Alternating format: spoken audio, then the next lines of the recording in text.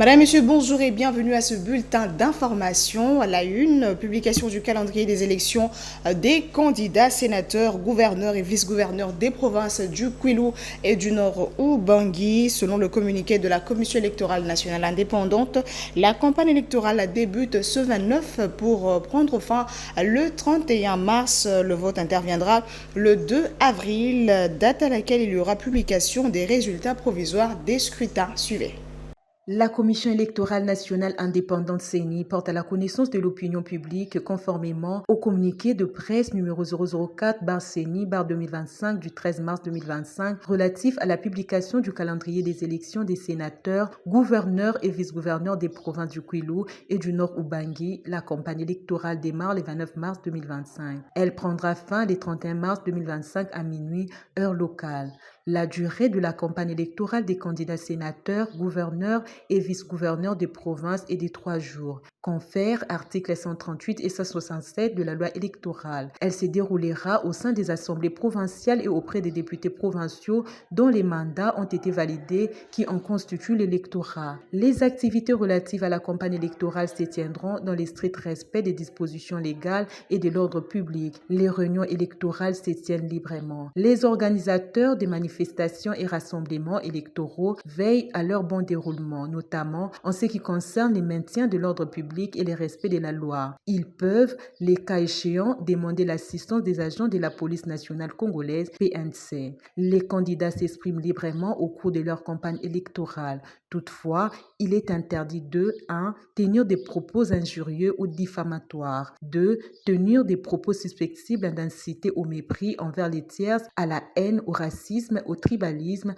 ou à tout autre fait répréhensible par les lois de la République. 3. Inciter quiconque à commettre des actes de nature à entraîner des violences, des menaces ou à priver d'autres personnes l'exercice de leurs droits ou libertés constitutionnellement garantis. Les assemblées provinciales sont invitées à encadrer cette campagne électorale. Le vote des sénateurs, gouverneurs et vice-gouverneurs des provinces du Kwilu et du Nord Ubangi par les députés provinciaux est maintenu pour les mercredis 2 avril 2025, date à laquelle la CENI publiera également les résultats provisoires de ce scrutin. La CENI invite les députés provinciaux dans les provinces concernées, les candidats sénateurs, gouverneurs et vice-gouverneurs des provinces, ainsi que les différentes parties prenantes à se préparer pour une compétition électorale apaisée, juste et crédible.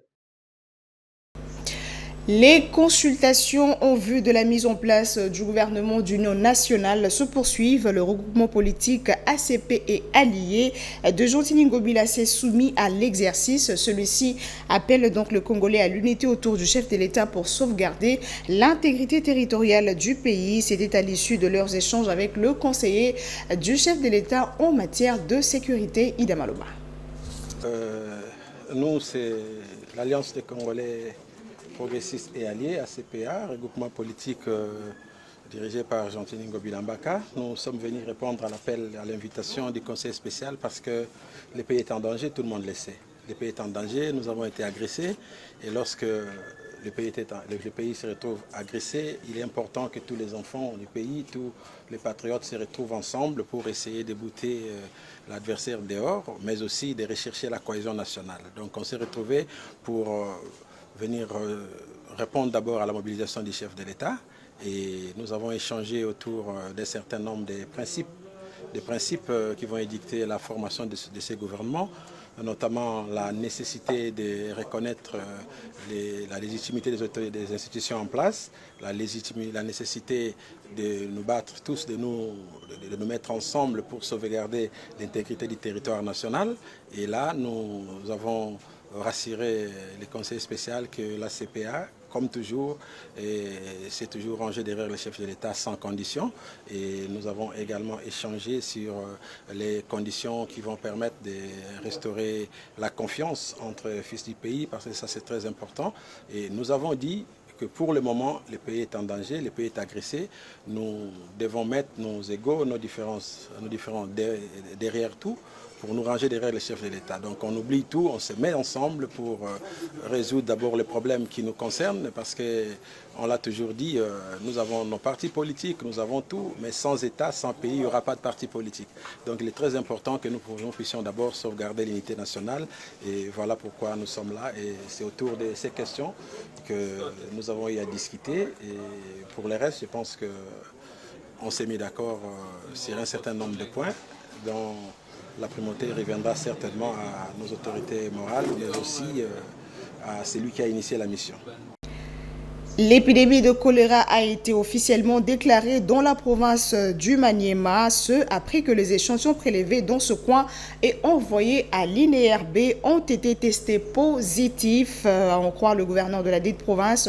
Plusieurs zones de santé, dont celle de Kindu, Kampeme, Kunda et autres, ont déjà notifié 446 cas et 44 décès dus au choléra. Le choléra a été déclaré officiellement dans cette partie du pays. Ida Maloba nous en dit plus. Depuis la deuxième semaine de l'année 2025, les zones de santé de Kindu, Alunguli, Kailo, Kampene, Ferekeni, Kunda dans la province du Maniema ont déjà notifié 346 cas et 44 décès du choléra. Les échantillons prélevés à l'hôpital général de Kindu et d'Alunguli au cours de la semaine 4, 5, 6 et envoyés à l'INRB après analyse effectuée, le résultat a été positif, d'où la confirmation de l'épidémie. Eu égard à ce qui précède, nous déclarons l'épidémie de choléra dans la province d'Imaniema et sollicitons l'appui du gouvernement central, des partenaires au développement et aux humanitaires de nous venir en aide pour lutter contre cette épidémie. Par ailleurs, nous demandons à toute la population de la province d'Imaniema de consulter les centres de santé les plus proches en cas de diarrhée aiguë avec déshydratation. On va clôturer le mois de mars honneur à la femme. Vers Pâturage Télévision vous fait le zoom sur la professeure Marie-Thérèse Sombo, ministre de l'enseignement supérieur et universitaire. Suivez le parcours de cette femme d'élite de la société congolaise. Regardez. La ministre de l'Enseignement supérieur et universitaire Marie-Thérèse Sombo est née en République démocratique du Congo. Elle a obtenu son doctorat en médecine à l'université de Kinshasa en 2004. Elle a poursuivi sa spécialisation en neuropsychiatrie au centre neuro-psychopathologique CNPP de la même université, qu'elle a achevé en 2010. En 2012, elle a exercé comme médecin collaboratrice au centre hospitalier Moncolé. La ministre Marie-Thérèse Sombo a obtenu son agrégation au CNPP de l'université de Kinshasa, où elle exerce actuellement comme professeur et médecin spécialisé en neuropsychiatrie. Elle a enseigné dans plusieurs facultés de médecine à travers le pays. Son expérience extensive en médecine, son engagement dans la recherche et son implication dans l'enseignement supérieur lui confèrent les atouts nécessaires pour mener à bien sa mission au poste de ministre de l'enseignement supérieur et universitaire. Depuis mai 2024, le gouvernement souminois compte sur ses compétences et son dévouement pour apporter des changements significatifs et durables dans les secteurs de l'enseignement supérieur en République démocratique du Congo. Marie-Thérèse Sombo incarne l'espoir d'une réforme progressive et d'une amélioration notable de la qualité de l'enseignement supérieur et universitaire dans les pays. C'en est fini pour ce bulletin, madame, messieurs. Merci de votre attention soutenue. Au revoir.